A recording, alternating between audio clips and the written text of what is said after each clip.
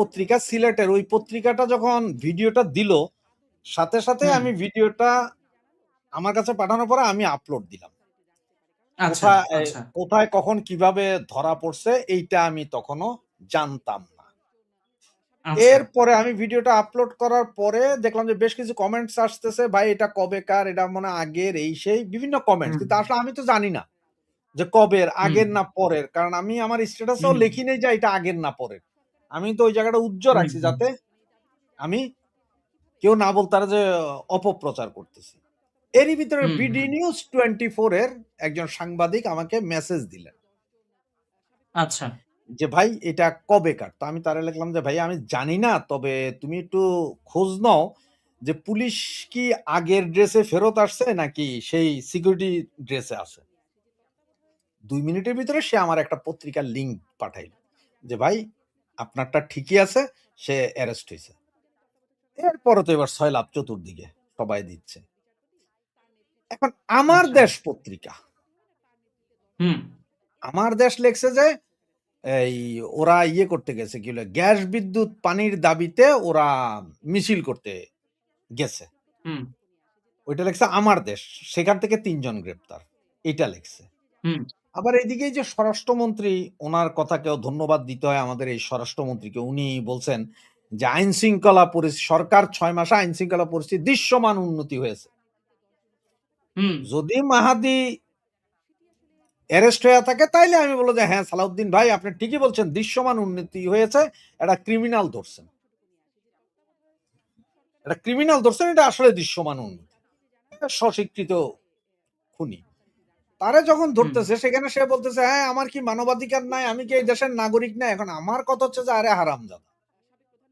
যখন তুমি ওই যে পুলিশটারে পোড়াইয়া মারলা, যখন শত, শত পুলিশ মাইরা ফালাইলা, জঙ্গি হুম, আক্রমণ করলা, তখন দেশে কারো হুম। মানবাধিকার ছিল না? এই যে জায়গায়, জায়গায় তাই তো। মব করো, ওদের কি মানবাধিকার নাই? ওরা কি দেশের মানুষ না? করুক না সে আওয়ামী লীগ, করুক না জামাত, করুক না জাতীয় পার্টি। দেশের নাগরিক না? তুমি যারে রাইট। তারে মারবা, যার তার বাড়িঘর ভাঙবা, তখন মনে পড়ে না মানবাধিকারের কথা? তখন মনে হুম, পড়ে না হুম, যে হুম। ওরাও দেশের? নাকি খালি তোমরাই দেশের নাগরিক আর বাকিরা সব দইঞ্চা? এম সত্যিই তো ওই তাই। ইয়ের আর যদি ইয়ের কথা ধরি আমি যে, 'হামার দেশ', 'হামারা দেশ' পত্রিকা আরকি। হুম। এটা আসলে মাহমুদুর পাকিস্তানি রহমান। প্রোডাক্ট। হ্যাঁ, পাকিস্তানি প্রোডাক্ট। ও ওই যে 'হামারা দেশ' তো লিখতে পারতেছে না। কারণ তাইলে আবার পাবলিক পাক্কা কইব। এজন্য লেখছে আরকি 'আমার দেশ'। যে সে কইছে তেল, গ্যাস, বিদ্যুতের দাবিতে ওনারা মিছিল করবে। তো এরকম মিছিল করলে সরকার তারে ধরতে পারে, ধরে যায় বলতে পারে যে, "ভাই, আপনি মিছিল করলে আপনার উপর আক্রমণ হইতে পারে, মারতে পারে, আপনার মাথা-টাথা ফাটাই ফেলতে পারে। আপনার জীবনের নিরাপত্তার চিন্তা করিয়া আমরা আপনাকে কাস্টডিতে নিলাম। 54 এ চালান। আপনার বিরুদ্ধে মামলা নাই স্যার, কিচ্ছু নাই। কিন্তু আপনি বাহিরে থাকিলে মারা যাওয়ার সম্ভাবনা আছে, আপনাকে জেলের ভিতরে নিলাম।" হুম। হইতে পারে না? হইতে পারে। 54। 54 এ। 54 এর চালানগুলো এইভাবে হয়। কারণ বহু আগে একটা হিন্দি ছবি দেখছিলাম। হিন্দি ছবিতে এটা কি জানি নাম, ছবিটার নাম কিরকম? ভুইলা গেছি। ওরা ঘোষণা দিল যে করাপশন এর অফিসারদেরকে ধরবে। তো একেক দিন একেক করাপ্টেড অফিসার ধরা খাইতেছে। এখন তেল চোর, নুন চোর, ডাইল চোর এরা সব যাইয়া থানার ভিতরে হৈ, হৈ লাগাইছে যে, "ভাই তোরা আমাদেরে অ্যারেস্ট কর। আমরা বাইরে থাকব না।" কারণ ওই যে করাপ্টেড অফিসার বা চোরদের ঝুলাই দিতেছে রাস্তায়। ফাঁসি, ডিরেক্ট ফাঁসি। ওদের পুরা ফাইল সহ বুকের মধ্যে বাইন্ধা দিয়া ফাঁসি দেয়। ওরা সব যায় এখন হরতাল করতে, "ভাই আমাদের ঢুকাইয়া এনে।" পুলিশ কোনমতে ঠেকাইতে পুলিশ ওরা কইতেছে, "ভাই আমরা জান বাঁচা। আমরা চুরি করছি এটাও আমরা স্বীকার করতেছি আমরা চুরি করছি, আমরা চোর, আমরা ডাকাই। আমাদের জান বাঁচা, আমাদের ঢুকা। আমরা স্বাক্ষর দিতেছি আমরা চোর ডাকাই।" মানে ওরা সব তখন 54 এ নিজেরাই ঢুকতে চেষ্টা করিতেছে। তো ওই ছবি যারা দেখছেন তারাই বুঝবেন। তবে মায়াদির সাথে পুলিশ আজকে যেই ইয়েটা করছে টাইনা ছিঁড়া নিয়া ভ্যানে তুইলা দিছে, এটা কিন্তু একটা সিগনাল। ইহা একটা সিগনাল যে আপনারা খোদার বিচার খোদাই করবে। হ্যাঁ, সরকার আপনাদেরকে ছুট দিয়া রাখছে, অমুক দিয়া রাখছে, তমুক দিয়া রাখছে ওটা ঠিক আছে। ইন্ডেমিনিটি দিছে আপনারা যা করেছেন জুলাই আগস্টে আপনাদেরকে কিছু করা হবে না। কিন্তু আপনাকে এমন, এমন ফাঁকে ফালাই দেওয়া হবে যে আপনি কইতেও পারবেন না যে কি। আর একটা কথা আছে না, আইনের যত এই আকাশের যত তারা আইনের তত ধারা। পুলিশও কখন আপনারা কোন পেচকিতে ফালাই দিয়া কেমনে তুইলা হেরা এদের শোধ তুলবে এটা আপনারা জানেন না। আর একটা জিনিস মনে রেখো যে বাংলাদেশের পুলিশ, একমাত্র পুলিশ প্রশাসনই আছে যারা হুম, অরিজিনালি দেশের জন্য কাজ করে। এরা দেশের সাথে বেইমানি করে না। এবার সেটা যেই কখনোই করে সরকার না। হবে, এটা ঠিক। যেই সরকার ঘুষ হবে। খাইতে পারে। ঘুষ খাইতে পারে কিন্তু বেইমানি করবে না। এটা ঠিক। বেইমানি না। তুমি এখন এটা বলে আওয়ামী লীগ সরকারের সময় এতগুলো পুলিশ জীবন দিছে। ওরা হুম, কিন্তু হুম, আওয়ামী লীগ হুম। রাইট। সরকারের জন্য দেয় নাই। ওরা দেশের জন্য দিছে। দেশের জন্য দিছে। Right, right, right. একদম, বিএনপির একদম। আমলে সেটাও বিএনপির আমল ছিল কিন্তু ওরা তখনও দেশের জন্য। ওদের কথা হচ্ছে যে আমাদের নিয়োগটাই হচ্ছে যে আমরা দেশের আইন শৃঙ্খলা অমুক তমুক এগুলা রক্ষা করব, সম্পদ রক্ষা করব। সরাসরি পাবলিকের সাথে কানেকশন হচ্ছে যে পুলিশের। আর্মি, বিডিআর, বিমান বাহিনী, নৌবাহিনীর নাই। তুমি পুলিশ থানায় আচ্ছা। যেকোনো মুহূর্তে ঢুকতে পারবা। কিন্তু কোন হুম, সেনা ক্যাম্পে ঢুকতে পারবে না। নৌবাহিনীর বোটে তুমি উঠতে পারবে না, বিমান বাহিনীর একটা বিমান যায়। আপনি শুয়েও দেখতে পারবে না যে বাবা কি দিয়া বানাইছে। পুলিশ আর জনগণের মধ্যে সম্পৃক্ততা আছে। ওরা সবসময় সম্পৃক্ততা আছে। দেশের রাইট। স্বার্থে করে। সুতরাং তারা আমি কখনোই দোষ দেই না। আমি আজ পর্যন্ত কখনো দোষ দেই নাই যে পুলিশ এই করতেছে না, না, না, না। পুলিশ যা করতেছে সেটা হচ্ছে তারা তাদের ল অ্যান্ড অর্ডার এ ঠিক আছে। ওয়েল অ্যান্ড গুড তারা করে যাচ্ছে। হুম, তো যেভাবে ধাক্কা দিয়ে তারা উঠাইলো ইয়াতে এই কি বলে গাড়ির ভিতরে কাইত চিৎকেরা ফালাইছে। এর ভিতরে হয়তো আরো কিছু মাইরধরেও চলবে, বহুত কিছুই চলতে পারে। তবে দেখা যাক। এখন এইটা সিগন্যাল মানে হচ্ছে যে কোন সন্ত্রাসী আপনারা বাঁচবেন না, আপনি যত বড় মব স্টারই হন না কেন। আর জায়গায়, জায়গায় তো পাবলিকও এখন মব স্টারদেরকে ধইরা আটকাইতেছে। যেমন ওই যে ১৫ই আগস্টের ঘটনাগুলোতে দেখো বিভিন্ন সাংবাদিকরাই প্রশ্ন করতে, "আপনি কে? কইত্থেকে আইছেন? হুম, হুম, আপনি হুম। কে?" সাংবাদিকরা বলতেছে। একটা পুলিশ হুম, অফিসার বলছে রাইট। যে, "ভাই ওদেরে কি বলবো? আমাদের গায়ে পোশাক না থাকলে ওরা আমাদেরও মব কইরা দিত।" তো এখন আবার তাহলে এইটা আপনার কি সবাই মনে ছাড়ে। হয়? না না, একটা একটা জিনিস দেখো, খোলাখুলি যখন একটা এই উত্তর চাই। সাংবাদিকরা যখন খোলাখুলি একটা জিজ্ঞেস করে, উত্তর চাই। হ্যাঁ, হ্যাঁ, হ্যাঁ। ১ মিনিট, ১ মিনিট। সাংবাদিকরা যখন এইটা করছে, এইটা খুব বাহবা, মানুষ, মানুষ ইয়ে করছে। কি করছে? হুম, আ মব স্টার দেখে। না, না, না। হুম। ওই ব্যাটা ওরা সাংবাদিক, ওরা হয়তো জিগাইছে। কালকে আবার ওরা আপনার একটা আকামের যখন ছবি তুলে দিবে তখন আপনি বলবেন যে, "আয় হায় হায়! এরা তো খারাপ। এরা সবাই ছিল আলবদর, লালবদর, কালাবদর, সবুজ বদর।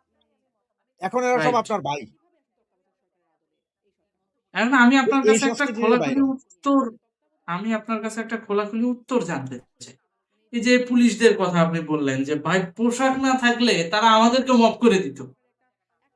সত্যিকার অর্থে একটা কথা বলেন তো, পুলিশ কি আদৌ মবটাকে ট্যাকেল দেওয়ার জন্য ক্যাপাবল এই মুহূর্তে মানসিকভাবে? নট সক্ষমতায়। তার কারণ তাদের অস্ত্র, গোলাবারুদ, আইন-টাইন সবই আছে। কিন্তু তারা তো প্রয়োগ করতে পারছে না। মানসিকভাবে কি তারা প্রস্তুত? জুলাই গণহত্যার পরে? পুলিশ হ্যাঁ? ক্যাপাবল কিনা? সক্ষমতা তো আছে। হ্যাঁ, অ্যাপ্লিকেবল এর বেলায় কতটুকু মানসিকভাবে ক্যাপাবল? এক কাম করো, আওয়ামী লীগ, বিএনপি, জামাত, জাতীয় পার্টি সবগুলারে সাইড কইরা দিয়া কোন প্রধানমন্ত্রী, হ্যাঁ, কোন স্বরাষ্ট্রমন্ত্রী কিচ্ছু লাগবে না, আমারে বানাই দাও। আচ্ছা, কোন মন্ত্রী, মিনিস্টার কিচ্ছু নাই, আমারে বানায় দাও। দেখো তো আচ্ছা। ২৪ ঘন্টার ভিতরে সব তারপর? সাইজ হয় কিনা। ২৪ ঘন্টা লাগবে সাইজ করতে। এখন তুমি বুঝতে কইতেছো পারছি। যে ভাই এটা কি আপনি কি জাদু করবেন? না, আমি জাদু করব না। আবার কাহিনীটা বলি আপনারে আবার তোমারে। যদি স্বৈরাচার বানায় দেয়, না, না, বলছি কাহিনীটা ফ্যাসিস্ট বুঝানো আগে। বানায় দেয়? না, কাহিনীটা বুঝো। সর্বপ্রথম ২ টা কাজ করতে হবে যেই সরকারই হোক। এটা হুম, এখন তারেক জিয়ার সরকার হোক আর কালকে অন্য সরকার হোক আর পরশুদিন আমার সরকার হোক। ১ম হুম, কথা হচ্ছে যে পুলিশকে পুলিশের জায়গা। পুলিশের যে হুম, দায়িত্ব, আপনারা আপনাদের দায়িত্ব পালন করেন, সমস্যা নাই। এবং ওই যে পুলিশ হত্যার যে ইন্ডেমনিটি দেওয়া হইছে, হুম। এইটা তুইলা নিয়ে যে পুলিশ হত্যা যারা করছে তাদের সবগুলোর বিচার হবে। তদন্ত হবে এবং বিচার তা হবে। এই ডিক্লারেশনটা তাহলে তো আইসা যাক। তারেক জিয়াও ফাইসে যাবে।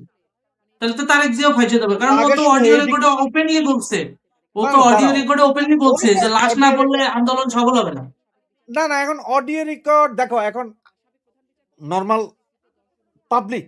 অডিও রেকর্ড পাবলিক এখন কেউ বিশ্বাস করে না। অডিও রেকর্ড কেউ বিশ্বাস করে না। আর তুমি বোধহয় কি বললেন ভাই? আমি তো বিশ্বাস করলাম ভাই। এখন ওই এক্সাম্পল ধরো আমি বিএমপি করি তো। আমি যখন তারেক জিয়ার একটা রেকর্ডিং পাবো তখন আমি বলতে ধর হারামজাদা এআই দিয়া করছে ফালা।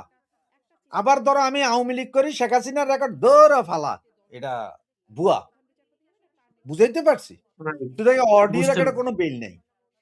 মূল কথা বুঝতে হচ্ছে যে পারছি। এটা তদন্ত করলে জাস্ট বেরিয়ে আসবে যে যাত্রাবাড়িতে কারা মারছে, গাজীপুরে কারা মারছে, পুলিশে কারা মারছে। ২৪-এর ১৮ই জুলাই থেকে তারা প্রথমে নরসিংদীরে ভাঙছে, জেলখানা ভাঙছে, ওইখান থেকে ৮৬টা উইপেন নিয়ে গেছে। এগুলো সব তদন্ত হবে। ইনডেমনিটি নাই। আপনি দেশের ক্ষতি করছেন, মানুষ মারছেন, আপনার বিচার হবে। এইটা করেন। পুলিশে বলেন যে ঠিক আছে আপনারা আপনাদের কাম করেন, আপনাদের সাথে কিছু নাই। সেনাবাহিনী তো সবসময় ইনডেমনিটি পায়, সেরকম পুলিশে ইনডেমনিটি দাও। দেওয়ার পরে দাও ২৪ ঘন্টায় জায়গা কিনা সব। এখন পুলিশ চিন্তা করে কি এখন করে না কেন? পুলিশ চিন্তা করে যে ভাই আবার কালকে আবার কোন সরকার আইবো, আইয়া আবার আমাদেরে সে আমাগরে ঝুলাইবো, আমাগরে মারবো, আমাগো ফাঁসি হইবো, আমাগো হত্যার বিচার হইব না। তা আমরা ভাই মারতাম কেন ভাই? মব চলে, মারামারি চলে, আমরা আমাদের জায়গা মতন দাঁড়াই থাকি। আমরা সুবোধ বালক। আমাদের কেউ কিছু বলতে পারবে না। ঠিক সেনাবাহিনীর মতন। আকাম ম্যাক্সিমাম সেনাবাহিনী করছে। এই যে যত স্নাইপার শুটার কো আর যাই কো এগুলো সব তো সেনাবাহিনীর লোকজন। এরা করছে। কিন্তু এদের গায়ে কোনো হাত নাই। এরা সব চুপচাপ। এরা চুপ। এদের কোনো সমস্যা নেই। সুতরাং এখন পুরো প্রশাসনটাই চিন্তা করছে কালকে আরেক সরকার ক্ষমতায় আসবে বা কালকে আরেকজন কেউ ক্ষমতায় আসবে। সবসময় তো আমরাই বলির পাঠা হব। দরকার নেই। আমরা করিব না। নাহলে ৬ মাস বুঝতে লাগে। পেরেছি। নাহলে কি ৬ মাস লাগে? কত আগে ঠান্ডা হয়ে যেত এগুলা। এখন এগুলারে বুঝতে ঠান্ডা পেরেছি। করার জন্য পুলিশ করবে না। পুলিশ কাজ করবে না। আবার কালকে যদি একটা বড় মিছিল কোনো দলে করে, বড় অকারেন্স কোনো দল করায়, পুলিশ সেখানেও কোনো কথা বলবে না। পুলিশ তো সে আগের জায়গায় ফিরে যাবে। যে ওই ডাক্তার আসিবার পূর্বেই রুগী মারা গেল ওই অবস্থা হবে। সিনেমাতে দেখো না? ঘটনা ঘইটা যায় নায়ক মাইরা ফেলাইছে তারপরে যায় পুলিশ আইসা ওদেরকে অ্যারেস্ট করে। Hands up. Moral hands up করে। ঐরকম। কাহিনী হচ্ছে তার যে মানে এইখানে। হ্যাঁ, আপনার কাহিনীটা বুঝছি। কিন্তু এখন তার মানে আমি যে প্রশ্নের উত্তরটা প্রত্যাশা করেছিলাম আপনি সেটাই দিলেন। সেটা হলো যে পুলিশ মানসিকভাবে এখন অপ্রস্তুত এই কারণে সেটা হচ্ছে উচিত কথা বইলা অ্যাটেম্প নিলে পরে আবার তাদেরকেই না কাঠগড়ায় দাঁড় হতে হয়। ওই যে যেই পুলিশ পুলিশগুলোকে গ্রেপ্তার মানসিকভাবে করছে অতীতে। পুলিশ মানসিকভাবে ২৪ ঘন্টায় প্রস্তুত। কিন্তু পুলিশ করবে না ওকে। হচ্ছে যে সেটা হচ্ছে ভাই নরমাল জিদ। এক্সাম্পল তোমার ভাইয়েরে কেউ মাইরা ফেলাইছে, তোমার বাপেরে কেউ মাইরা ফেলাইছে। তুমি যাইয়া কি ওর লগে যাইয়া কি চা পানি খাইতে বইবা? ওর মাইয়ার বিয়াতে তুমি যাইবা দাওয়াত খাইতে। তা তো যাইবা না, না। তাইলে? তাহলে এরা কেন যাইব? বুঝছি, এরা তো দেশের জন্য বুঝছি। করতে আচ্ছা, যাইয়া তারা এই অবস্থা। আপনার কাছে আরেকটা প্রশ্ন। সেটা হচ্ছে এই যে এখন পুলিশ হত্যার অভিযোগে মাহাদির ফাঁসি চাচ্ছে জনগণ, সাধারণ জনগণ।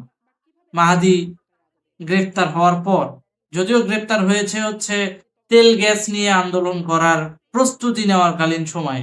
এখন আমার কথা হলো আজকের যে এই পরিস্থিতি তেল গ্যাস নাই, চুরি হইছে, এগুলো তো ইউনূসের আমলে যেই আকামগুলা করছে সেটার এখন প্রভাবটা বর্তমানে দৃশ্যমান হইছে। তো তোরা এখন আইসা এই জায়গায় সরাসরি আন্দোলন করতেছস তেল গ্যাসের বিরুদ্ধে। তাহলে তোদের বাপ ইউনূস থাকতে সেটা পারচেজ করলে তো আজকে এই দশা হয় না। তখন তো কিছু কস নাই। তাহলে এখন ওদের কারণে এই অবস্থা, সেই ওরাই এখন ওদের অপকর্মের বিরুদ্ধে এসে এখন ওরা ব্যানার নিয়ে নতুন নাটক শুরু করছে যে আমরা তেল গ্যাস এই ইয়াটা মানে সংকটটা এইটার বিরুদ্ধে তারা দাঁড়ায় গেছে মানে জনগণের স্বার্থে। তো জনগণের স্বার্থে যদি দাঁড়াবি আজকে যদি তোরা জুলাই আন্দোলনে এই মেটিকুলাস ডিজাইনটা না করতি তাহলে তো আজকে দেশ এই পর্যায়ে আসে না। আসে না। এই সমন্বয়কদের কারণেই তো এই পর্যায়ে আসছে না। দেখেন ওরাই আকাম করলো এখন ওরাই আবার আন্দোলন করে। ক্ষমতার লড়াইটা কোন দিক থেকে মানে রাজনীতির কাউন্টার ইন্টেলিজেন্স পার্টটা দেখছেন কোন দিক থেকে খেলতেছে। তো যার কারণে পুলিশ তো এখন এই আন্দোলনের প্রস্তুতি নেওয়াকালীন কর্মকাণ্ডের জন্য না হয় গ্রেপ্তার করলো বুঝলাম, কিন্তু তার অতীতের অপকর্ম পুলিশ গণহত্যা, বিশেষ করে এসআই সন্তোষ শর্মাকে যে হত্যা করলো, এইটা নিয়ে কিন্তু জনগণ এখনো বেশ ব্যাপক হারে সরব। জনগণ কিন্তু চায় এই পুলিশ হত্যাকারীর ফাঁসি। আপনার কি মনে হয় যে এই যে আমাদের দেশের মধ্যে, যে আমাদের দেশের মধ্যে তৃতীয় বিশ্বের একটা দেশ যেখানে অস্থিতিশীল পরিস্থিতি তৈরি করার জন্য পশ্চিমারা ব্যাপক বিনিয়োগ করে, সেই জায়গায় কি পুলিশরা এই সুবিচারটা পাবে? আমি আপনার কাছে একেবারে পুঙ্খানু বিশ্লেষণ চাচ্ছি, দেখো, ইন্টারাপ্ট ছাড়া। পুলিশ এই মুহূর্তে পাবে না। এই মুহূর্তে পাবে না, কারণ হচ্ছে যে এদের বিরুদ্ধে যেহেতু ইন্ডেমিনিটি দেওয়া আছে। যে জুলাই আগস্টে যা কিছু হয়েছে, যা হয়েছে এটার কোনো বিচার হবে না, আচার হবে না, কিচ্ছু হবে না। আর এখন কথাগুলো বললে অনেকে হয়তো মনে কষ্ট পায়। এই যে তোমরা বলতেছো যে আ অনেকেই সাধারণ জনগণ চাইতেছে। সাধারণ জনগণ চাইতেছে না এদের ফাঁসি। Facebook জনগণ চাইতেছে। ফেসবুকীয় জনগণ। সাধারণ জনগণের তো বাক স্বাধীনতা নাই, তাই জন্য ফেসবুকে না, চাচ্ছে। না, আমার কথাগুলো একটু শেষ হোক। ফেসবুকীয় জনগণ চাইতেছে, তাও ওই হাজারে ১০ টা। শতও ১০ টা না, হাজারে ১০ টা। এখন সাধারণ জনগণ যদি আসলে চাইতো বা আসলে যদি পাবলিক চাইতো, তাহলে পাবলিক ওইখানে যখন আজকে যে পুলিশ যখন হেরে ধরতেছে, এই চান্সেই তো তারা আদমরা বানায় ফেলাইতে পারতো পিডাইয়া। হেরা পিডাইয়া মারতাছে না? তো হেরা পিডাইয়া মারতে তাহলে সাধারণ জনগণ যদি এদের উপরে অতিষ্ঠ এত বেশি হইয়া যায়, তাহলে সাধারণ জনগণ এদের ধোলাই করে না কেন? আমার প্রশ্ন হচ্ছে সাধারণ জনগণের কাছে আমার প্রশ্ন ওইটা। তথাকথিত সাধারণ জনগণের কাছে প্রশ্ন ওইটা। তোমরা যে ধোলাই করে দাও না কেন? ২, ৪, ১০ টা এরকম সমন্বয় করে সাধারণ জনগণ, যেটা ওরা একসময় বলছে না? আমজনতা, হুম, মৌলবাদী জনতা, ইসলামী জনতা, টুপি পরা জনতা মারতেছে, জ্বালাইতেছে, মাজার ভাঙতেছে। তো আমি আপনি কেন সেম ঐরকম হইয়া যায় ২ ১ টা মারতারি না? মাইরা দিলেই তো হয়। কাহিনী খেল খতম, পয়সা হজম। এখন হবে না, এদের বিচার এখন হবে না। এটা হবে কতদিনে তাও জানা যায় না। হ্যাঁ, যদি কখনো আওয়ামী লীগ সরকার আসে, ইন্ডেমনিটি উঠে, উঠার পরে আবার তদন্ত হবে। তদন্ত হইয়া তখন হয়তো একটা মামলা মোকদ্দমা রুজু হবে। আস্তে ধীরে এটা ধরো বলতেছি যে আগামী বছর আওয়ামী লীগ ক্ষমতায় আইলো, তাইলেও এদের বিচারে ২-৪ টার ফাঁসি হইতে লাগবে ৫০ বছর। বাংলাদেশের যে আইন আদালত। এটার বাইরে কিছু না। এদের এইভাবে কোনো ফাঁসি হবে না। এদের এখন কিছুই হবে না। এরা এখনো স্বর্গে আছে। এই জঙ্গি গোষ্ঠী এখনো স্বর্গে আছে। সুতরাং ওই যে সাধারণ জনগণ বলো, তারা যতক্ষণ পর্যন্ত না এই সাধারণ জনগণ অসাধারণ হইয়া বাহিরে আইসা ধোলাই না করিবে, ততক্ষণ পর্যন্ত হুম, কিছুই হবে না। কারণ বিএনপি এদের ফাঁসি দিতে যাবে কেন? ফাঁসি দিতে যেয়ে বিএনপি কেন বিপদে পড়বে? সোজা হিসাব আমার। বিএনপি তো ১৭ বছর এই যে রাস্তাঘাটে এ খালে বিলে জঙ্গলে ঘুমাইয়া আইসা এখন ক্ষমতায় আইছে না? তো হেরা কেন এখন এগুলারে ফাঁসি দিতে যাইয়া আবার একটা কেওয়াস তৈরি করবে, আবার তারা একটা অশান্তিতে থাকবে। এইজন্য এরা করবে না। সোজা হিসাব। আচ্ছা, ওরা করবে না। ওদের কি বুঝতে খাইয়ে দেয়া পেরেছি, কি কামে পড়ছে? বুঝতে পেরেছি। তার মানে প্রকৃতপক্ষে আপনি জনগণকে এইটা মেসেজ দিচ্ছেন যে, যেইখানে সমন্বয়ক পাবেন, আপনারা নিজেরা নিজেদের জায়গা থেকে তাদেরকে ধোলাই দিয়ে প্রশাসনের হাতে তুলে দিবেন, তাই তো? ওইটা তো আ আমি এখন কেন, আমি সবসময় বলি যে সমন্বয়ক কইলেই একটা ধোলাই দাও। মেধাবী কইলেই ধোলাই করো। কারণ এই যে একটা সুস্থ স্বাভাবিক দেশ চলতেছিল এটাতে এত না, সরকার পতন করছেন, আমার ওতে কোনো দুঃখ নাই। সরকার পতন হবে, সরকার যাবে, সরকার আসবে। কিন্তু সরকারের রাইট। সম্পত্তি, সরকারি সম্পত্তি না, এটা জনগণের যে সম্পত্তির ক্ষতি সাধন হইছে। এতগুলো বাড়ি, ঘর, ব্যবসা প্রতিষ্ঠান বিভিন্ন ইয়েতে ভাঙছেন। ওখানে তো সাধারণ পাবলিক কাজ কাম করত। ওরা তো খায়া পয়রা বাঁচত ২ টা। এদেরও ক্ষতি করছে। তো এত ক্ষতি যারা করছে তাদেরই আপনারা এত সম্মান দিবেন কেন? তারা যাইয়া বুঝতে পেরেছি। ধোলাই করেন। আর যেটা ওই যে বললাম যে ফেসবুকীয় আমজনতা, একেকজনের ৫০ টাও আইডি আছে ফেসবুকে। ৫০ টা থেকে একই পোস্ট ছাড়ছে। অমুকের ফাঁসি চাই। তো এখন তুমি কি করবে, এই ৫০ জনই তোমার লোক? কও আমারে। তোমার এখানে দেখো মেসেজ, কত রকম মেসেজ, একজনে ৪ টাও ছাড়ছে। তাহলে কি এখানে তুমি ৪ জন ধরবা? আমজনতা। সুতরাং ওই আমজনতা, ওই না, ফেসবুকিয়ান আমজনতা দিয়া আমি ফেসবুক দিয়া আজ পর্যন্ত পৃথিবীর কোথাও ফেসবুক দিয়েই কিছু হয় নাই যে না, কিন্তু ফেসবুকে আমাদের দেশের মানুষজন তো ফেসবুকের ওই গুজব দেখেই তো শেখ হাসিনারে বাপ মা তুলে গালিগালাজ করছে। না না না না না ওইটা ওইটা এক শ্রেণীর আছে, হেরা প্রিপ্ল্যান ছিল যে মা বাপ তুলে গালি গালাজ করবে, কিন্তু এইটা ঠিক না যে ফেসবুক দেখেই সবাই যা লাফাইয়া পইরা ঢাকা শহরে সব জ্বালাই দিছে, আগুন দিছে, শেখ হাসিনার পতন ঘটাইছে, ওই রকম কিছু না। ফেসবুক দেখে ওই যে বট বাহিনী আছে, কট বাহিনী আছে, চট বাহিনী আছে, এরা গাইল দেয়, যেমন হেরাও দেয়, আমরাও দিই, তোমরাও দাও, সবাই তো সবাইরে দেয়, কে কারে দেয় না। বট বাহিনী সুশিক্ষিত বাহিনী, জামাত শিবিরের বাহিনীটা সুশিক্ষিত বাহিনী, ফরমাল বাহিনী, এক কমান্ডেই চলে। এরা যুদ্ধের ময়দানে, ওই যে আর্মিতে একটা কথা আছে, আর্মিতে কথাটা বলে যে boss is always right, if boss is wrong see the first point. মানে বস সব সময় সঠিক, যদি বস কখনো ভুল সিদ্ধান্ত দেয় তুমি প্রথম পয়েন্টটা দেখো। প্রথম পয়েন্টটা কি? বস ইজ অলওয়েজ রাইট, বস সব সময় ঠিক। জামাতের মধ্যে, জামাত শিবিরের মধ্যে একটা জিনিস আছে, ওদের সুপ্রিম লিডার যা বলছে তা, উনি সবসময় রাইট। ভুল হোক আর শুদ্ধ হোক, জান ওইখানে দিতে হবে, কারণ হচ্ছে উনি সুপ্রিম লিডার। আমাদের মধ্যে ওইটা আছে, আমাদের কথা ওই আমাদের বলছে মধ্যে ওর ওইটা। কথা আগে সার্টিফাই করো, ভেরিফিকেশন করো তারপরে। হ্যাঁ, সেইটাই। তো এখানে যাক, হচ্ছে কাহিনী। ভালো লাগলো আপনার সাথে কথা বলে। অনেক সুন্দর গঠনমূলক প্রজ্ঞামূলক কথাবার্তা আমরা পেলাম, পরামর্শও পেলাম এবং জনগণ একটা দিক নির্দেশনাও পেল যে যেখানেই সমন্বয়ক পাবেন সেখানেই মানে উঁচিয়ে খেলাবেন। যাই হোক, আজকে আমরা একটু কমেন্ট নেই, দর্শক কি কি কমেন্ট করেছে। এই সরকার কখনো বিচার করবে না, এটা তো আমিও কি বলতেছি, বলেন? এটা তো আমি বললাম এতক্ষণ যে এই সরকার কেন করবে। জামাতের চাপে এদের গংদের বিএনপি সরকার কখনো বিচার করবে না, এটা একই কোশ্চেন বারবার লিখছে। ভাই মাহাদিকে ছেড়ে দেবে পুলিশ, ব্যাপারটা দিতে কি পারে, মনে হয় আপনার?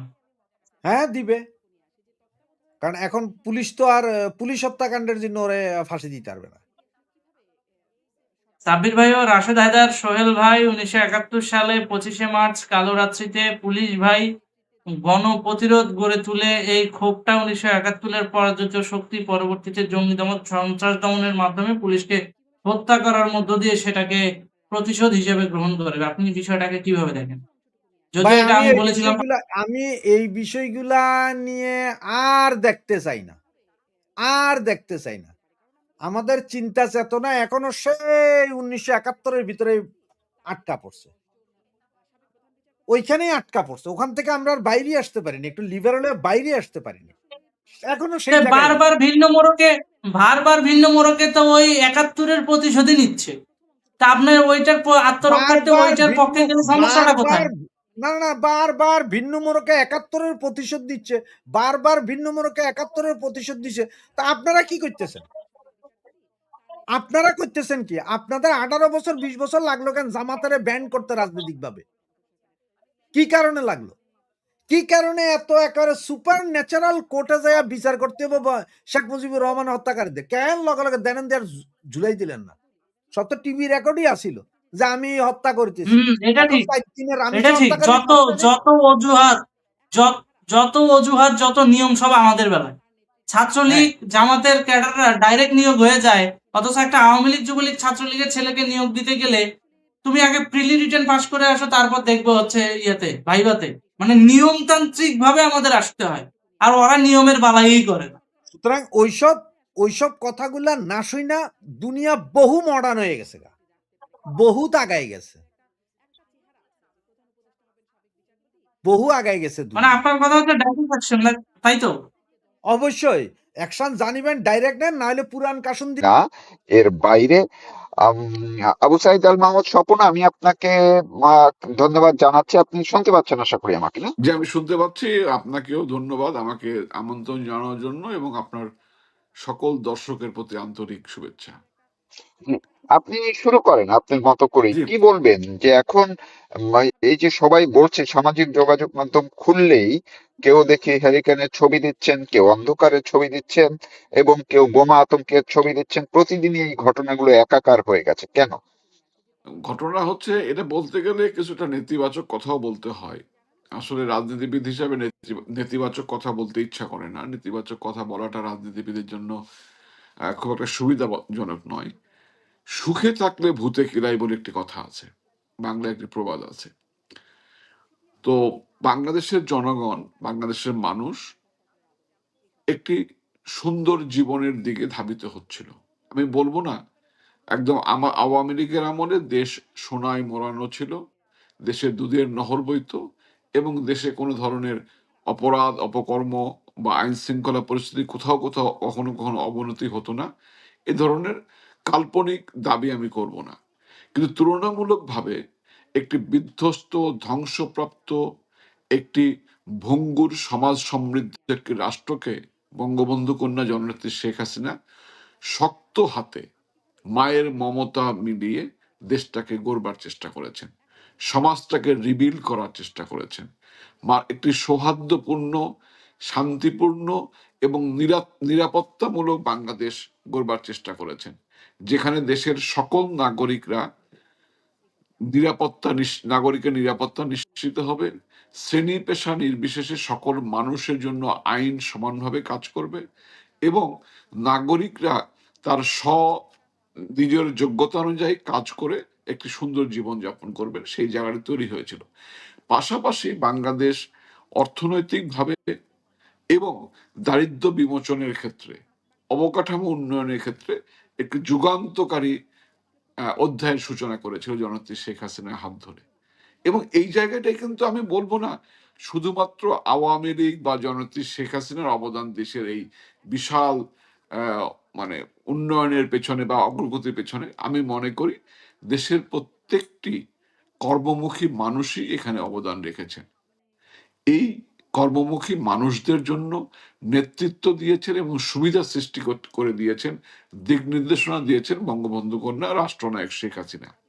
সেই জায়গাটাই একটা সামান্য কোটার বিষয়কে ইস্যু করে যেভাবে একটি তাণ্ডব চালিয়ে, একটি পরিকল্পিত মেটিকুলাস ডিজাইন করে তাণ্ডব চালিয়ে দেশটাকে যে জায়গায় নিয়ে যাওয়া হয়েছে, সেই জায়গায় নিয়ে যাওয়ার পরে 5ই আগস্ট পরবর্তীতে বাংলাদেশ এই জায়গায় যে ধাবিত হবে, এটা কিন্তু মোটামুটি বিবেকবান সমস্ত মানুষই উপলব্ধি করেছিলেন। বুদ্ধিমান মানুষ, বিবেকবান মানুষ, যারা যারা অন্তত বাস্তবতা নির্ভর, আবেগ নির্ভর নয়, অথবা বাংলাদেশ বিরোধী কোনো চেতনা ধারণ করেন না, সেই সমস্ত মানুষগুলোই মনে করেছিল দেশটি একটি বিপর্যয়ের দিকে ধাবিত হচ্ছে। এবং আজকে এই বিপর্যয়, যে বাংলাদেশ যে অন্ধকারে ধাবিত হয়েছে, এই বিপর্যয় আজকে নতুন কিছু নয়। এই বিপর্যয় পরিকল্পিত হবে, এবং একটি অপশাসন, দুর্নীতি, স্বেচ্ছাচারিতা, যোগ্যতার অভাব, সব মিলিয়েই এই সামগ্রিক একটি অন্ধকার সময় বাংলাদেশের উপর নেমে এসেছে। আজকে 17ই আগস্ট সারা বাংলাদেশের 2005 সালে এই দিনে সিরিজ বোমা হামলা হয়েছিল, এটা আমরা সবাই জানি, দেশবাসী জানে, বিশ্ববাসীও জানে। এবং ওই সিরিজ বোমা হামলা যে জঙ্গি গোষ্ঠীটা করেছিল, তাদের যারা পৃষ্ঠপোষক ছিল, তাদের যারা লালন কর্তা পালন কর্তা ছিল, তারাই আজকে আবার রাষ্ট্রীয় ক্ষমতায়। আপনি একটা জিনিস খেয়াল করে দেখবেন, 2002 সালে ময়মনসিংহের একটি সিনেমা হলে বোমা হামলা হলো। সেই সিনেমা হলে বোমা মামলার আসামি হলেন, গ্রেফতার হলেন ময়মনসিংহের গণমানুষের নেতা, সর্বজন শ্রদ্ধেয় রাজনৈতিক ব্যক্তিত্ব প্রিন্সিপাল মতিউর রহমান।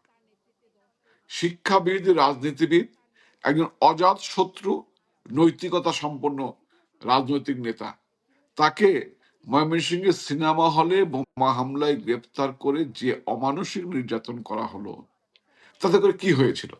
তাতে করে যেটা হয়েছিল, মূল অপরাধীকে আশ্রয় দেওয়া হয়েছে, আর যারা অপরাধ করেনি সেই সমস্ত রাজনৈতিক নেতৃবৃন্দকে সাজা দিয়ে গ্রেপ্তার করে তাদেরকে আইনের আওতায় এনে মানুষের দৃষ্টি অন্যদিকে ঘোরানোর চেষ্টা করা হয়েছে। আর পক্ষান্তরে মূল অপরাধীদের আপনার লালন পালন করা হয়েছে। একইভাবে 21শে আগস্টের গ্রেনেড হামলা, সেখানেও জজ মিয়া নাটক সাজিয়ে মূল অপরাধীদের আড়াল করবার জন্য এবং মূল অপরাধের যে মূল মূল হোতা, যিনি এরা পৃষ্ঠপোষক ছিলেন, তাকে তার সামনে থেকে ক্যামেরাটি অন্যদিকে নিয়ে যাওয়ার জন্য, বিশ্ব মিডিয়া ক্যামেরাটিকে অন্যদিকে নিয়ে যাওয়ার জন্য জজ মিয়া নাটক সাজানো হলো। এই যে জজ মিয়া নাটক সাজিয়ে সেদিন আমি যে এই এই জায়গায় একটু ভুলে যাব হয়তো পরে একটু, যেহেতু আপনি বললেন এই মানে প্রসঙ্গতই, গতকালকে দেখলাম আইনমন্ত্রী, বর্তমান যিনি আইনমন্ত্রী আছেন, তিনি বরিশালের একটি সভায় বা একটা অনুষ্ঠানে তিনি বলেছেন যে আমরা একেবারে পরিষ্কার পরিচ্ছন্ন ভাবে তারা বিচার প্রক্রিয়া করবে, বিচারের মতো আইনের গতিতে চলবে, যা যা বলার সেগুলো বলেছেন। তিনি বলেছেন যে আমরা বরিশালের কাশীপুরের সাক্ষীর মতো কাউকে সাক্ষী করব না।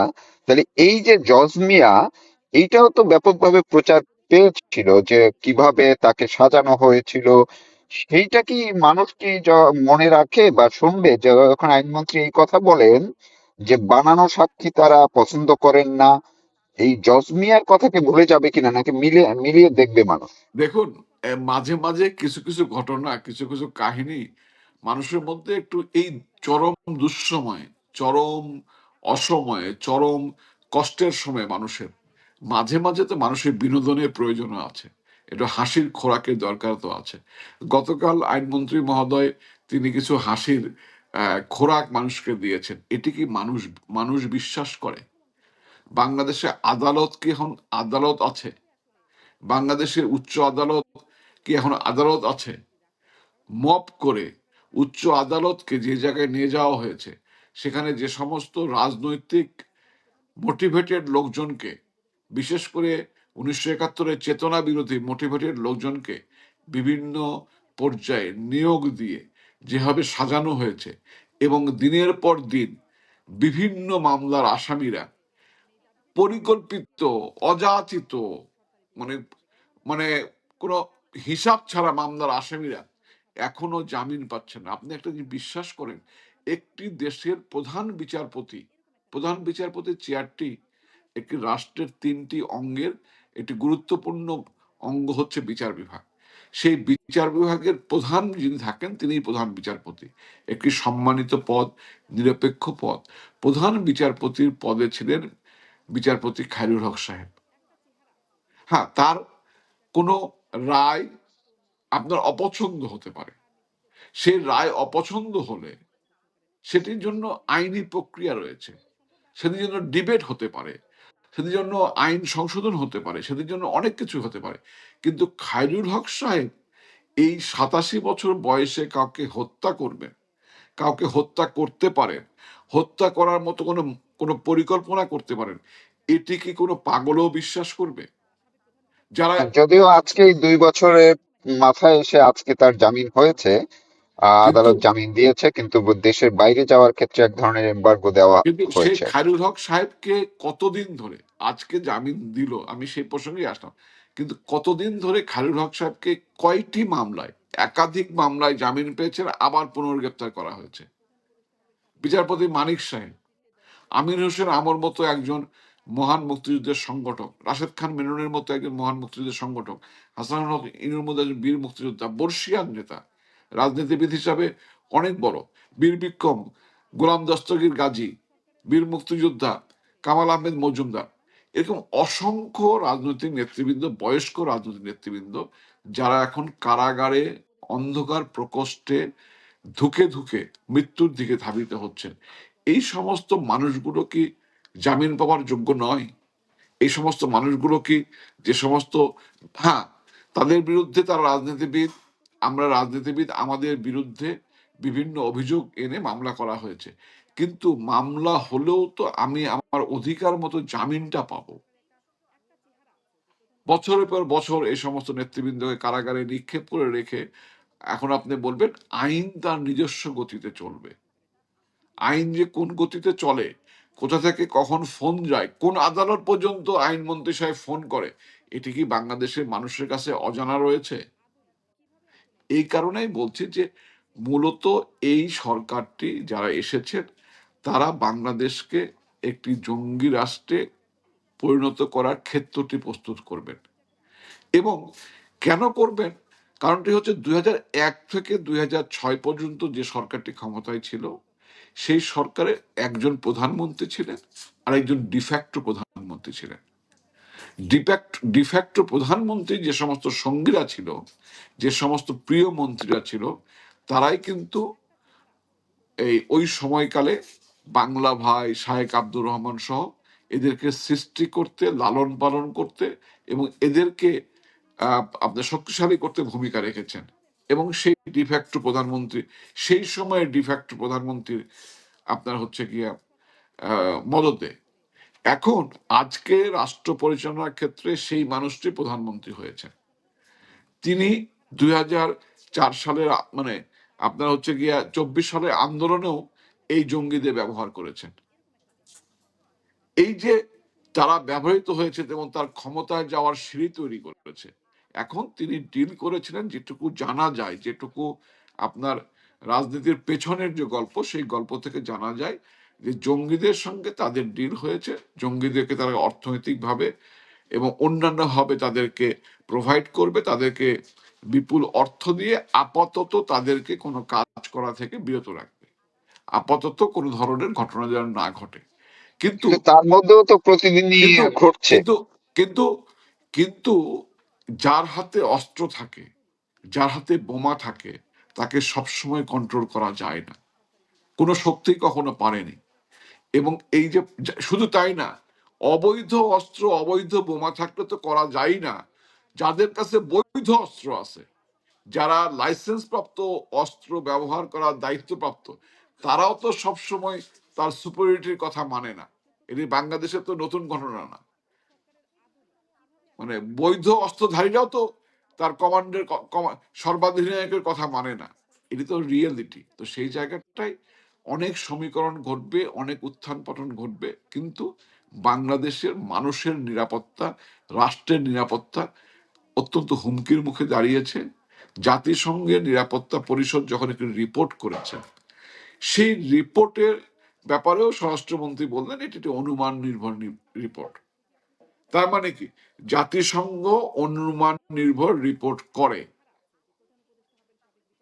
যদি আমি সালাউদ্দিন সাহেবের কথা বিশ্বাস করি, তাহলে জাতিসংঘকে অবিশ্বাস করতে হয়। যদি জাতিসংঘকে বিশ্বাস করি, তাহলে সালাউদ্দিন সাহেবকে অবিশ্বাস করতে হয়। তার মানে জাতিসংঘ অনুমান নির্ভর রিপোর্ট করে। তার অবশেষে মানে ওই 2024-এর যে রিপোর্টটি সেটিকেও তিনি ইঙ্গিত করলেন কিনা? হ্যাঁ, তো 2024 সালে 1400 মানুষের মৃত্যুর যে খবর, বায়বীয় খবর জাতিসংঘের মানবাধিকাররা করলো, তো সেটাও তো আজ পর্যন্ত 1400 মানুষ তো, অর্ধেক মানুষও খুঁজে পাওয়া যায়নি, অর্ধেক মৃত্যু তালিকাও তখনও খুঁজে পাওয়া যায়নি।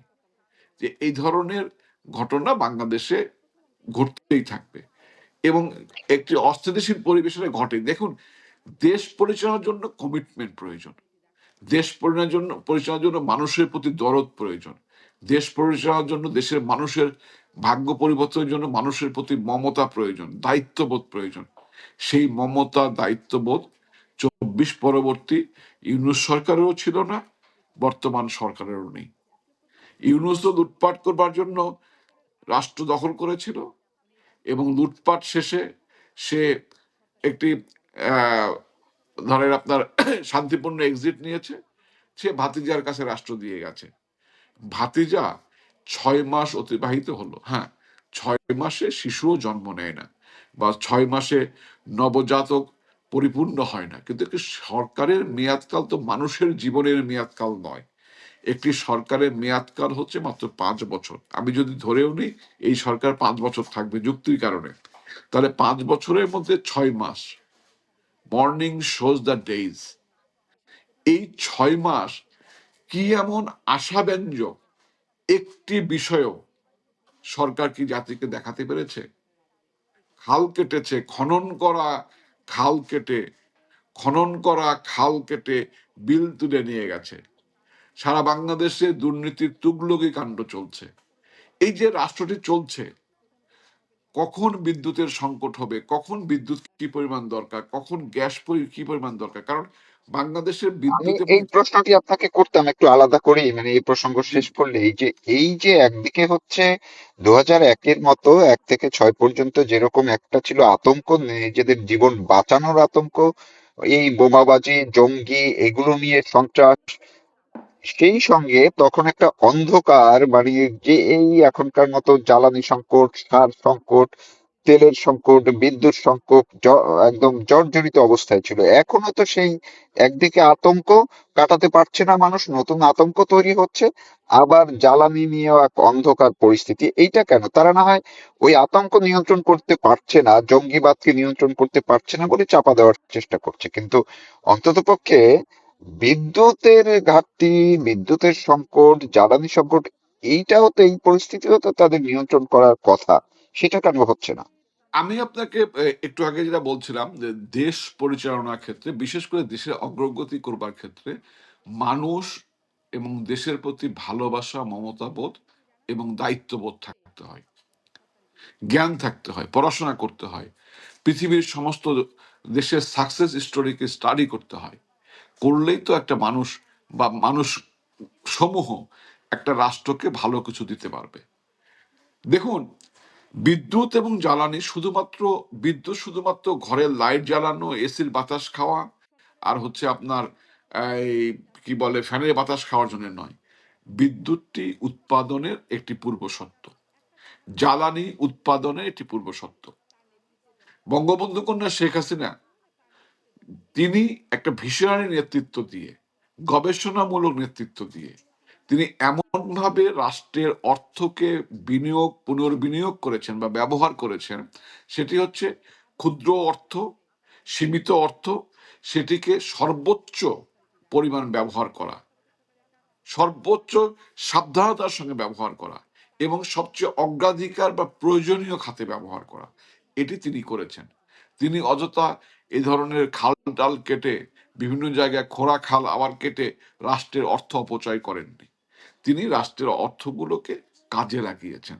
দেখুন, 2008 সালে যখন, 2009 সালে যখন জননেত্রী শেখ হাসিনা রাষ্ট্র দায়িত্ব নেন, তখন বাংলাদেশে মাত্র 37% মানুষ বিদ্যুৎ পেত, এবং এই 37% মানুষের মধ্যে দিনে সর্বোচ্চ বিদ্যুৎ প্রাপ্তি ছিল 18 ঘন্টা, 12 থেকে 18 ঘন্টা বিদ্যুৎ পেত এই 37% মানুষ। জননেত্রী শেখ হাসিনা ক্ষমতায় নেওয়ার পরে 5 বছরের মধ্যে তিনি এই 37% বিদ্যুৎকে শতভাগ বিদ্যুতে উন্নীত করেছেন, 5 থেকে 6 বছরের মধ্যে। অর্থাৎ আরো 63% মানুষকে তিনি নতুন করে বিদ্যুতের সংযোগ দিয়েছেন, এবং প্রতিনিয়ত মানুষের বাড়ি এক্সটেনশন হয়েছে, ঘর এক্সটেনশন হয়েছে, ইন্ডাস্ট্রিজ এক্সটেনশন হয়েছে, নতুন নতুন উপকরণ এসেছে, বিদ্যুৎ ব্যবহারকারী উপকরণ, যেমন মোবাইলের চার্জার, ক্ষুদ্র ক্ষুদ্র, বাট অনেকগুলো মোবাইলের চার্জার তো বিদ্যুৎ খায়। ব্যাটারি চালিত রিক্সা, ভ্যান, এগুলো তো বিদ্যুৎ খায়। নতুন নতুন বিদ্যুৎ ভোক্তা আইটেম সংযুক্ত হয়েছে, কিন্তু তিনি ধারাবাহিকভাবে বিদ্যুৎ উৎপাদন বাড়িয়ে মানুষকে বিদ্যুৎ সরবরাহ করেছেন। এবং এটা সত্য যে 24 ঘন্টা হয়তো নিরবিচ্ছিন্ন বিদ্যুৎ আমরা দিতে পারিনি, কিন্তু 22 ঘন্টা বিদ্যুৎ আমরা সবাইকে দিয়েছি। কোথাও কোথাও লাইন ফল্টের কারণে আমাদের শুধুমাত্র তো বিদ্যুৎ উৎপাদন করলে হবে না, এটা সরবরাহ সিস্টেমটাও একটা বিষয়, প্রাকৃতিক বিষয়, বিভিন্ন সুইচের বিষয়, বিভিন্ন জায়গায় ঝামেলা হতো। এই কারণে সাধারণত 22-23 ঘন্টা মানুষ বিদ্যুৎ পেয়েছে, সারা বাংলাদেশের মানুষ। এই যে বিদ্যুৎ পেয়েছে, বিদ্যুৎ পাওয়ার ফলে কি হয়েছে, এবং গ্যাসের উৎপাদনও 2006 সালে বাংলাদেশে বিদ্যুৎ গ্যাসের সরবরাহ ছিল ডেইলি 1507 MMCD। এই MMCF ডি অর্থাৎ MMCF ডেইলি 1507 আপনার ছিল। সেইখানে আমরা 2015 সালে এসে এটাকে উন্নীত করতে পেরেছিলাম সাপ্লাইটাকে 2590 পর্যন্ত। 1507 থেকে 2590 MMCF বিদ্যুৎ আমরা, গ্যাস আমরা সরবরাহ করছি জাতীয় গ্রিডে। এই গ্যাসের আপনার হচ্ছে গিয়া 42% গ্যাস ইউজ হয় হচ্ছে, এই গ্যাসটা আবার বিদ্যুৎ তৈরি করে। 16% গ্যাস আপনার সার তৈরি করে, 25% গ্যাস ব্যবহার করে হচ্ছে বাংলাদেশের ইন্ডাস্ট্রি সেক্টর, উৎপাদন শিল্প কারখানাগুলো, এবং 17% গ্যাস গৃহস্থলী বা ডোমেস্টিক কাজে ব্যবহৃত হয়। ডোমেস্টিক সহ আপনার হচ্ছে সিএনজি জ্বালানি টালানি মিলে ব্যবহৃত হয়। এই গ্যাস এবং বিদ্যুতের উৎপাদনের সঙ্গে যেমন নাগরিক সুবিধা বৃদ্ধি পেয়েছে, মানুষ আলোকিত রাত পেয়েছে, মানুষ গরমের সময় স্বস্তি পেয়েছে, উৎপাদন বেড়ে গেছে অনেক গুণ, যে কারণে $14 বিলিয়ন এক্সপোর্ট জননেত্রী শেখ হাসিনা 2024 সালে $60 বিলিয়ন উন্নীত করেছিলেন। কোথায় 14, কোথায় 60? পেয়েছেন $14 বিলিয়ন এক্সপোর্ট, করেছেন $60 বিলিয়ন এক্সপোর্ট। মাথা পিছু আয় বৃদ্ধি তো রাতারাতি হয়নি। 530 মার্কিন ডলার থেকে 2800 মার্কিন ডলারে উন্নীত করা মাথা পিছু আয়, এটি তো এমনি এমনি হয়নি। এই যে সমন্বিত পরিকল্পিত উন্নয়ন পরিকল্পনা এবং উৎপাদনমুখী কাজে রাষ্ট্রের অর্থ ব্যবহার করা, এটা করার মধ্য দিয়েই তো এটা করেছেন। অনেকে অনেক ধরনের গল্প কাহিনী প্রচার করার চেষ্টা করেন জননেত্রী শেখ হাসিনার সাফল্যকে খাটো করবার জন্য, কিন্তু একটার পর একটা তিনি কূপ খনন করেছেন, একটার পর একটা তিনি নতুন করে কূপগুলোকে মানে পুনরায় এটাকে তৈরি করেছেন। এভাবে করে করে তিনি সারা সারা বছর ব্যাপী গ্যাসের সরবরাহকে স্বাভাবিক রেখেছেন। এবং এই যে স্বাভাবিক রাখার সঙ্গে সঙ্গে উৎপাদন বেড়েছে, গ্যাসের চাহিদা বেড়েছে। এই চাহিদা বাড়ার কারণে আজকে যে সরকার এসেছে, দেখুন FSRU বলে একটা কথা আছে, যেটি ভাসমান গ্যাস আপনার হচ্ছে রিজার্ভার এবং হচ্ছে রিগ্যাসিফিকেশন ইউনিট। এই FSRU বাংলাদেশে ছিল না। বাংলাদেশের দুটো FSRU জননেত্রী শেখ হাসিনা করেছেন, আরেকটা FSRU তিনি অনুমোদন দিয়েছিলেন, কিন্তু তত্ত্বাবধায়ক সরকার আসে FSRU আপনার হচ্ছে গিয়া বন্ধ করে দিয়েছে একটা। এখন দুটো চলছে, একটি হচ্ছে আমেরিকার এক্সিলারেটেড এনার্জির, আরেকটি হচ্ছে সামিট গ্রুপের। দুটি FSRU কাজ করছে। এখন আমাদের যে প্রতিনিয়ত উৎপাদনের গ্যাসের চাহিদা বাড়ছে, এই চাহিদার সঙ্গে সঙ্গে দেশীয় গ্যাসের সঙ্গে আমাকে আমদানি করতে হচ্ছে। আমাদের যে গ্যাস রয়েছে সেই গ্যাস দিয়ে আমরা চাহিদা পূরণ করতে পারি না। আমদানি করবার জন্য FSRU নির্মিত করতে হয়েছে। এবং পৃথিবীতে কাতার থেকে আমরা 60% গ্যাস ইম্পোর্ট করতাম, যা ইম্পোর্ট হতো তার 60% কাতার থেকে ইম্পোর্ট হতো। স্টেট টু স্টেট নেগোসিয়েশন করে আপনার হচ্ছে গিয়া প্রাইস নির্ধারণ করা হয়েছে দীর্ঘমেয়াদী। আজকে কাতারের সঙ্গে তাদের সম্পর্ক খুব ভালো। কাতারে আমি তাদেরকে রাজকীয় বিমান টিমান পাঠাই, কিন্তু বাস্তব আমরা ব্যবসা দিলাম কাতারকে, বিমান পাঠাই তাদেরকে, তাতেও সমস্যা নাই, বিমান পাঠাইছেন, আমাদের হিংসা নাই।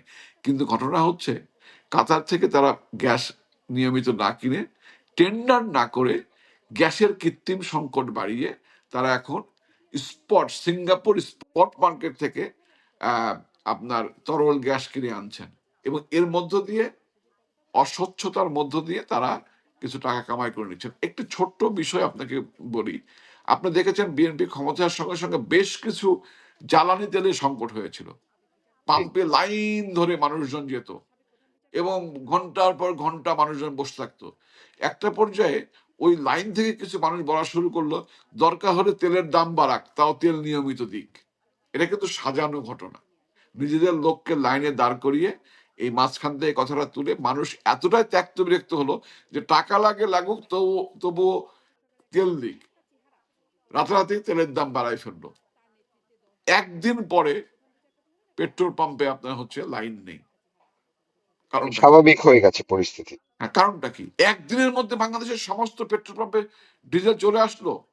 ডিজেল কি ইন্টারনেটের মাধ্যমে আসে নাকি যে আপনার হচ্ছে গিয়া ইথারে চলে আসছে? বাস্তবতা হচ্ছে এই তেলের দামটি বাড়ানোর জন্য সংকটটি তৈরি মানে করে এই যে টাকাটা। সিন্ডিকেটের কথা বলা হয়, সেই সিন্ডিকেটের কারসাজি এটা। হ্যাঁ, সেই সিন্ডিকেটের কারসাজি। ঠিক তেমনি ভাবে এই গ্যাসের সংকটটাও বাড়িয়ে স্টেট টু স্টেট গ্যাস না কিনে এখন সিঙ্গাপুর স্পট মার্কেট থেকে গ্যাস কেনা হচ্ছে, এবং এখানেও দেখবেন দাম বাড়ানো হচ্ছে। এটা আজব কাহিনী।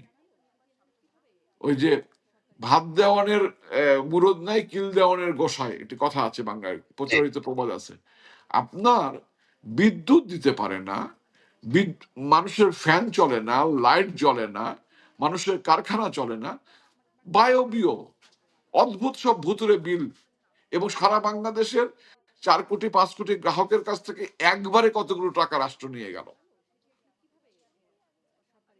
4 কোটি 5 কোটি গ্রাহকের, একজন গ্রাহক না, 4 কোটি 5 কোটি গ্রাহকের কাছ থেকে ভুতুরে বিল দিয়ে যে টাকা নেওয়া হলো, কেন? রাষ্ট্র কখনো প্রতারক হতে পারে না, রাষ্ট্র তার জনগণের সঙ্গে প্রতারণা করতে পারে না। আজকে স্বয়ং রাষ্ট্র, রাষ্ট্রীয় ব্যবস্থা, তার জনগণ, ইভেন এই জনগণের মধ্যে একটা বড় অংশ তো বিএনপি ভোটারও রয়েছে, বিএনপি নেতাকর্মীও আছে, বিএনপির সমর্থকও আছে। এই যে তার নিজের ভোটার সমর্থক, তাদের কাছ থেকে পর্যন্ত তারা শোষণ করে, একটা কৌশল করে টাকা ছিনতাই করে নিয়ে গেল। এটা তো ছিনতাইকারী সরকার হয়েছে। আজকের সরকারকে যদি ছিনতাইকারী সরকার বলা হয়, এটা মোটেও অত্যুক্তি করা হবে না। এই যে ছিনতাইকারী সরকার, তারা এই, তাদের কোনো কমিটমেন্ট নেই, আফসা আফসা সবকিছু, হাওয়া হাওয়া সব। I have a plan, what is this plan, ওইটুকুই, আই হ্যাভ এ প্ল্যান, মুখস্থ। তাহলে তাহলে এই যে পরিস্থিতি এই আপনি বললেন, দুইটা ইস্যু নিয়ে, একটা হচ্ছে যে এই যে আতঙ্ক, মানে নিরাপত্তার ইস্যু, আরেকটি হচ্ছে এই বিদ্যুৎ, জ্বালানি, সার, দ্রব্যমূল্য সবকিছু মিলে মানুষের যে একদম নাভিশ্বাস অবস্থা, মানুষের জীবন মরণ এখন সংকটে আছে। এই পরিস্থিতি উত্তরণের উপায়টা কি আপনাদের, একজন রাজনীতিবিদ হিসাবে, আবার বাংলাদেশ আওয়ামী লীগের আপনি একজন নেতা হিসেবে, আপনার এটার পর্যবেক্ষণটা কি বা সমাধানটা কি হতে পারে? এখানে এখানে এখানে যে জায়গাটি দাঁড়িয়েছে, সেটা হচ্ছে একটা ভয়াবহ সংকটের মুখোমুখি বাংলাদেশ দাঁড়িয়ে আছে। তাদের তাদের খুব সাপোর্টিভ একটি পত্রিকাও গত 2-3 দিন আগে রিপোর্ট করেছে, কয়েকদিনে গ্যাস সংকটে, বিদ্যুৎ সংকটে 100টি বড় বড় কারখানা বন্ধ হয়েছে, ঢাকা, নরসিংদী, গাজীপুর, সাভার, এই এলাকা মিলে। এই যে 100টি, মানে দিনের পর দিন কারখানা, এর আগে তো প্রায় 500টির মতো আপনার হচ্ছে গার্মেন্টস কারখানা বন্ধ হলো। এবং ক্ষুদ্র ক্ষুদ্র কারখানা, আমরা শুধু বড় শিল্প প্রতিষ্ঠানের কথা বলি, ক্ষুদ্র ক্ষুদ্র ছোট ছোট কুটির শিল্প, ক্ষুদ্র ক্ষুদ্র ছোট ছোট ব্যবসা, এরাও তো ইনকাম জেনারেট করে, এরাও তো জিডিপিতে মানে অর্থ অবদান রাখে। অবদান রাখে, এরাও তো কর্মসংস্থান তৈরি করে। সামগ্রিকভাবে উৎপাদন ব্যাহত হলে, উৎপাদন ব্যয় বৃদ্ধি পেলে প্রচুর পরিমাণে বেকারত্ব বাংলাদেশে বাড়বে। এমনি তো অনেক বেকারত্ব বেড়েছে, আরো বেকারত্ব বাড়বে। 26 লক্ষ ভারতীয় বাংলাদেশে চাকরি করতো, যে বায়বীয় তথ্য, উদ্ভট তথ্য, 26 জনের চাকরিও তো যায়নি। কিন্তু নতুন করে 26 লক্ষ নয়, নতুন করে 1 কোটি মানুষ বেকার হয়েছে, আরো বেকারত্ব বাড়বে। এটা অন্ধকারের দিকে বাংলাদেশ ধাবিত হচ্ছে। এখনো সময় আছে, রাজনৈতিক সমাধানের পথ খুঁজতে হবে সরকারকে, অথবা তাদের পরিণতির জন্য অপেক্ষা করতে হবে। জনগণকে আবার সিদ্ধান্ত নিতে হবে, তিনি দেশকে ভালোবাসেন কিনা, নিজেকে ভালোবাসেন কিনা। যে মানুষ নিজেকে ভালোবাসেন, যে মানুষ দেশকে ভালোবাসেন, মাটিকে ভালোবাসেন, সেই মানুষকে সিদ্ধান্ত নিতে হবে যে আমার সামনে আমার বন্ধুকে আমি কার প্রতি আস্থা রাখবো। যদি মানুষ ওই জায়গাটা সঠিক সিদ্ধান্ত নিতে পারে যে আমি কার প্রতি আস্থা রাখবো, কে আমার পরীক্ষিত বন্ধু, কে আমার দেশকে সুস্থ সুন্দরভাবে পরিচালনা করতে পারবে, কে আমার রাষ্ট্রকে, মানুষকে স্বস্তি দিতে পারবে, কে আমার রাষ্ট্রকে সামনের দিকে এগিয়ে নিতে পারবে, কে আমার নতুন প্রজন্মের জন্য কর্মসংস্থান সৃষ্টি করতে পারবে, কে আমার নতুন প্রজন্মের জন্য শিক্ষার সহায়ক পরিবেশ দিতে পারবে, কে আমার নতুন প্রজন্মের জন্য সোনালী একটি জীবন উপহার দিতে পারবে, সেই মানুষটির প্রতি, সেই দলটিকে বেছে নেওয়ার দায়িত্ব আজকে জনগণকে নিতে হবে। আরেকবার জাগ্রত হতে হবে। 1969 সালে যেমন বাংলাদেশে মানুষ গর্জে উঠেছিল, বঙ্গোপসাগরে উত্তাল ঢেউয়ের মতো বাঁধ ভাঙ্গা জোয়ার এসেছিল, আবার একটি বাঁধ ভাঙ্গা জোয়ার বাংলাদেশের সৃষ্টি হতে হবে এবং সেই জোয়ারের মধ্য দিয়ে সমস্ত অপশক্তিকে প্রতিহত করে জননেত্রী শেখ হাসিনার নেতৃত্বে পরীক্ষিত বাংলার মানুষের বন্ধুর নেতৃত্বে বাংলাদেশকে আবার সঠিক পথে ফিরিয়ে আনতে হবে। এটাই হচ্ছে সমাধানের এখন পর্যন্ত একমাত্র পথ। অনেক ধন্যবাদ আপনাকে। দর্শক, আপনারা শুনছিলেন কথা বলছিলেন আবু সাইদ আল মাহমুদ স্বপন, যিনি সাবেক হুইপ এবং বাংলাদেশ আওয়ামী লীগের সাংগঠনিক সম্পাদক। তিনি বললেন, এই যে আতঙ্ক, প্রতিদিন মানুষের যে আতঙ্কের মধ্যে জীবন কাটাচ্ছেন, আবার এই ভোগান্তি, সব